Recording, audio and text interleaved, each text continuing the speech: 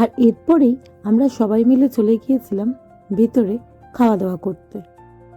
আর ভেতরে অ্যাম্বিয়েন্সটা তো এত সুন্দর, আর তার পাশাপাশি এত রকমের ফুড কাউন্টার ছিল যে কোনটা থেকে স্টার্ট করব বুঝতে পারছিলাম না। দেন তারপরে আমরা প্রথমেই চলে গিয়েছিলাম অল্প করে স্টার্টার ট্রাই করতে। আর এর কিছুক্ষণ পরে আমরা মেন কোর্স নিয়ে নিয়েছিলাম। আর যেহেতু আমাদের হাতে সময় একটু কম ছিল আর সকলকে বাড়ি ফিরতে হতো, তাই খুব বেশি লেট না করে আমরা স্টার্টারের কিছুক্ষণ পরেই চলে গিয়েছিলাম মেন কোর্সের দিকে।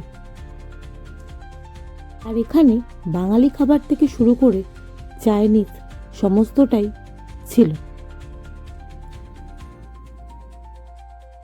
আর দেখতেই পাচ্ছ যেখানে আমরা খাবার নিয়ে নিয়েছি, আর তার সাথে ছিল অনেক আড্ডা, ফটো সেশন, গসিপ সমস্তটাই।